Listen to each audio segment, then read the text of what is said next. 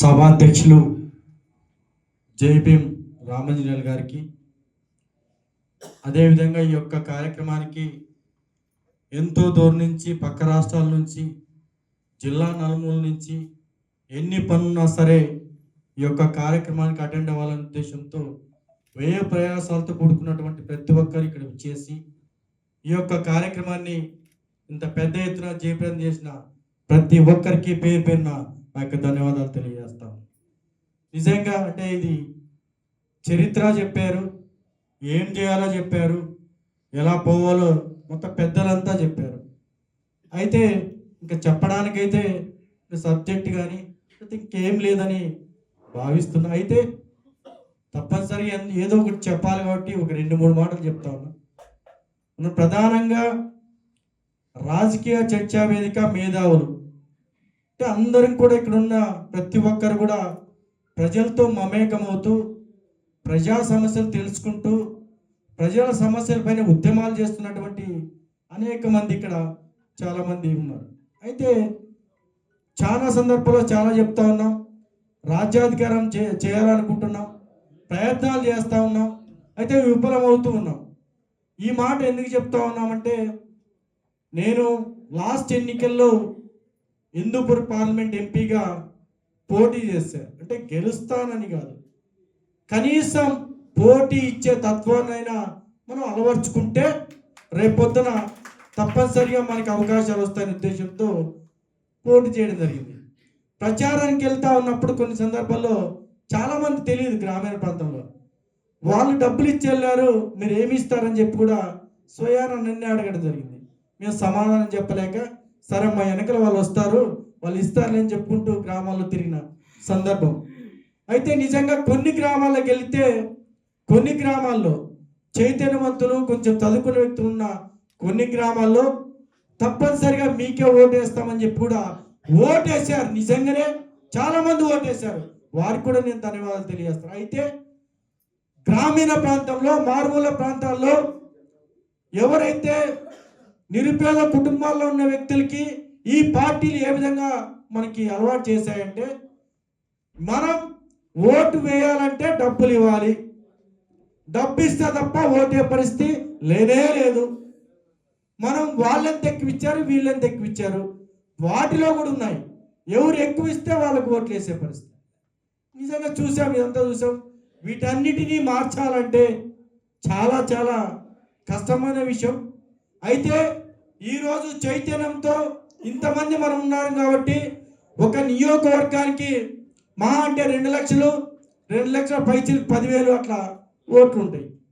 వాటిలో పెద్దలు చెప్పినట్లు ఏ కులానికి ఎన్ని ఓట్లు ఉన్నాయి, వాటి పరిస్థితి ఏందనేది కులగణన ఒకసారి తీసుకొని ఏ విధంగా కార్యాచరణతో ముందుకెళ్తే మనము ఆ యొక్క కార్యక్రమంలో సక్సెస్ కావచ్చో మనకు అందరికి కూడా తెలుసు. అయితే ప్రతిదీ ఖర్చుతో కూడుకున్న పని, కనీసం గ్రామాలకు వెళ్ళాలంటే కూడా ఇబ్బంది పడే పరిస్థితి వస్తుంది. కాబట్టి దయచేసి ప్రతి ఒక్కరూ చెయ్యి కలుపుదాం, ముందుకెళ్దాం. ఏదైనా సరే మనము రాజ్యాధికారం కోసం కొట్లాడదాం. మనం ఇంతకుముందు చూసాం, అనేక కులాల్లో చైతన్యం ఉంది. రెడ్డి కులస్తులు అయితే గతంలో చూస్తే వాళ్ళకు కూడా మాకు రిజర్వేషన్లు కావాలని కొట్లాడడం జరిగింది. తర్వాత కాపు సామాజిక వర్గం, ముద్రగడ పద్మనాభం గురించి చాలామందికి తెలిసి ఇక్కడ ఉన్న విషయాలందరూ. ఆయన దాదాపు తెలుగుదేశం పార్టీ గత ప్రభుత్వంలో ఉన్నప్పుడు, అంటే ఇప్పుడు కాక ముందు ఉన్నప్పుడు, పెద్ద ఎత్తున కాపు రిజర్వేషన్లు కావాలని చెప్పేసి పెద్ద ఎత్తున రైళ్లు కూడా తగలబెట్టి చివరికి వాళ్ళు చేసింది ఏమయ్యా అంటే, ఈరోజు ఒక డిప్యూటీ సీఎం చేసుకున్న తర్వాత కనీసం వాళ్ళు ఎక్కడే కానీ వాళ్ళ హక్కుల గురించి మాట్లాడాలి ఈరోజు. అంటే మనం కూడా ఇంత ఎస్సీలు కానీ, ఎస్టీలు కానీ, బీసీలు కానీ, మైనారిటీ వర్గాలంతా కూడా మనం ఇంత శాతం ఉన్నాం. మనం ఏ విధంగా చైతన్యం చేయాలంటే, ప్రజల్ని మమేకం చేయాలంటే మనము పెద్ద పెద్ద మీటింగులు పెట్టుకుంటే సరిపోదు. డోర్ టు డోర్ వెళ్ళే విధంగా ప్రతి గ్రామాన్ని అడాప్ట్ చేసుకొని ఆ గ్రామంలో ఉన్న ప్రతి ఒక్కరిని చైతన్యం చేసే విధంగా అందరూ కూడా కష్టపడాల్సిన బాధ్యత ఉందని గుర్తు చేస్తూ, ఏదేమైనా సరే ఇది ఒక స్పీచ్ కాదు కాబట్టి మేము ఎస్సీ జనసంఘంగా తప్పనిసరిగా మాకు ఏ ఒక్క బాధ్యతని మాకు అప్పచెప్పినా సరే తప్పకుండా తూచా తప్పకుండా మేము పాటిస్తూ ప్రజల్ని చైతన్యవంతులు చేయడానికి అరే మన ఓటు మనమే వేసుకుందాం. పక్క రాష్ట్రంలో చూస్తూ ఉన్నాం ఈరోజు మోత్పల్లి నరసింహులు అని చెప్పేసి ఆయన ఒక మాదిగ సామాజిక వర్గానికి చెందిన వ్యక్తి. ఆయన ఏం మాట్లాడుతున్నాం అంటే ఈ రాష్ట్రంలో దగ్గర 70 లక్షల ఓట్లు మాదిగలు ఉన్నాయి కాబట్టి మాదిగల ఓట్లు మాదిగలు మనమే వేసుకుందాం, మనమే గెలుస్తామని నిందంతా ఆయన ముందుకెళ్తా ఉన్నారు. అదేవిధంగా విశాలాధారం గారు దాదాపు అన్ని సమస్యల మీద మాట్లాడుతూ బీసీలు చైతన్యం చేస్తూ ఎస్సీలు ఎస్సీలు చైతన్యం చేస్తూ ఆయన పోతూ ఉన్నారు. మన రమేష్ చెప్పినట్లు మేము దళితులుగా ఎస్సీలుగా మాదిగ సామాజిక వర్గానికి చెందిన వ్యక్తులుగా తప్పనిసరిగా బీసీలను సీఎం చేయడానికి ఎమ్మెల్యే చేయడానికి మేము సిద్ధంగా ఉన్నాం. అయితే మాకు గ్రామాల్లోకి వెళ్ళినప్పుడు చాలా గ్రామాల్లో ఇప్పటి వరకు కూడా కనీసం ఇళ్ళల్లోకి రాని పరిస్థితి చాలా గ్రామాల్లో చూస్తా ఉన్నాం. ఎవరిని రానిరయ్యా అంటే లాస్ట్కు మాది కులం తప్ప మానవులైనా పర్లేదు అంటారు కొన్ని గ్రామాల్లో, కానీ మాది కులాన్ని మాత్రం తప్పనిసరిగా రాని సందర్భం మనం గమనించాలి. అంటే మాదిగల్లో ఈ రకమైన ఇబ్బందులు ఉన్నాయి కాబట్టి బీసీలతో చాలా సందర్భాల్లో మమేకం కాలేని పరిస్థితి వస్తూ ఉంది. దయచేసి ఇక్కడున్న బీసీ మేధావులంతా రాజకీయ మేధావులంతా కూడా ఎస్సీ బీసీలు మమేకమయ్యే విధంగా కలిసిమెలిసి ఉండే విధంగా మనం మొట్టమొదట ప్రయత్నం చేస్తే బాగుంటుందని నా యొక్క అభిప్రాయం అని చెప్పి తెలియజేస్తా ఉన్నా. దీనికి మనం రాజ్యాధికారం మొదలు పెట్టాలనుకుంటే ఫస్ట్ మనకున్న సమస్యలు ఏంటి, వాటిని ఏ విధంగా సవరించుకోవాలి, ఫస్ట్ మనం ఏ విధంగా స్టెప్ తీసుకోవాలంటే మనం మమేకం కావాలి. గతంలో చూసాం 3 పార్టీలుగా కలిసినప్పుడు 3 పార్టీల ఓట్లు ఏ విధంగా మెచ్ అవుతాయా అవో అని తర్చన పడతా అన్నారు. 3 పార్టీల ఓట్లు కలుస్తాయన్న సందర్భంలోనే వాళ్ళు కూటమిగా తయారైన సందర్భం. మనం మొట్టమొదట మన వర్గాలు మొత్తం అంతా కూడా ఎస్సీలు కానీ బీసీలు మైనార్టీ అన్ని వర్గాలు మనమంతా ఒక్కటే అనే నినాదాన్ని ముందుకు తీసుకెళ్తూ ప్రజల్లో తీసుకెళ్తూ చైతన్యం చేయగలిగితే తప్పనిసరిగా మనం బహుజన రాజ్యాధికారం ఖచ్చితంగా వచ్చి తీరుతుంది. లేకపోతే మాత్రం మనం ఎన్ని ప్రసంగాలు ఇచ్చినా సరే, ఎంత మనం చెప్పినా సరే అది జనాల్లోకి వెళ్ళదు. ఇంకొకటి, గతంలో పక్క రాష్ట్రంలో దళిత సీఎం అయినారు, లేకపోతే విజయ్ సీఎం అయినారు అని చెప్తా ఉన్నాం. పక్క రాష్ట్రంలో కూడా సిద్ధరామయ్య గారు చూసాం మొన్నటి వరకు, ఈరోజు మారిన సందర్భం. అయితే పక్కన ఒక ఎస్సీ సామాజిక వర్గం, ఈ పక్క కురుబ సామాజిక వర్గం కూడా అయిన సందర్భం చూసాం. మిగతా రాష్ట్రాల్లో కూడా చూస్తూ ఉన్నాం. కానీ మన తెలుగు రాష్ట్రాల్లో మాత్రమే ఈ దరిద్రం చుట్టుకుందేమని నిజంగా బాధపడిన సందర్భం.